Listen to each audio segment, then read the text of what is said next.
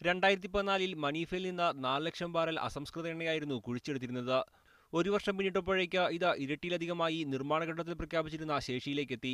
അരാംകോയുടെ ഏറ്റവും വലിയ പദ്ധതിക്കായി കടലിൽ 27 ദ്വീപുകളാണ് കെട്ടിപ്പടുത്തത്. ഇവയെ ബന്ധിപ്പിക്കുന്നതിനായി 47 കിലോമീറ്റർ നീളത്തിൽ ക്രോസ്വേയും നിർമ്മിച്ചു. വെള്ളത്തിന്റെ ഒഴുക്ക് തടയാതിരിക്കാനായി 14 പാലങ്ങളും മത്സ്യബന്ധനം നടത്തുന്നവർക്കായി പ്രത്യേക തുറമുഖവും നിർമ്മിച്ചു. ഭൂനിരപ്പിൽ നിന്ന് ഏകദേശം 3,70,000 അടി താഴ്ചയുള്ള എണ്ണക്കിണർ വരെ ഇവിടെയുണ്ട്. നിലവിൽ ഏറ്റവും വലിയ കിണറാണിത്. സൗദിയിലെ ശരാശരി എണ്ണക്കിണറുകളുടെ ആഴം 14,000 അടിയാണ്. പദ്ധതി നിർമ്മാണം തുടങ്ങിയതിനു ശേഷം 350 എണ്ണക്കിണറുകളാണ് പുതുതായി കുഴിച്ചത്. ഇതും റെക്കോർഡാണെന്ന് അരാംകോ അധികൃതർ പറയുന്നു. ഇതിനു പുറമെ 420 മെഗാവാട്ട് വൈദ്യുതിയും ഇവിടെ നിന്ന് ഉൽപ്പാദിപ്പിക്കുന്നുണ്ട്. കടലിലെ ജൈവസമ്പത്തിനും പരിസ്ഥിതിക്കും കോട്ടം തട്ടാതെയാണ് നിർമ്മാണ പ്രവർത്തനങ്ങൾ പൂർത്തിയാക്കിയത്. പരിസ്ഥിതി സൗഹൃദ പദ്ധതിയായതുകൊണ്ട് യുനെസ്കോയുടെ പുരസ്കാരത്തിനും മനീഫ എണ്ണപ്പാടം അർഹമായിരുന്നു. 1957-ലാണ് ഇവിടെ എണ്ണയുടെ സ്വാധീനം കണ്ടെത്തിയത്.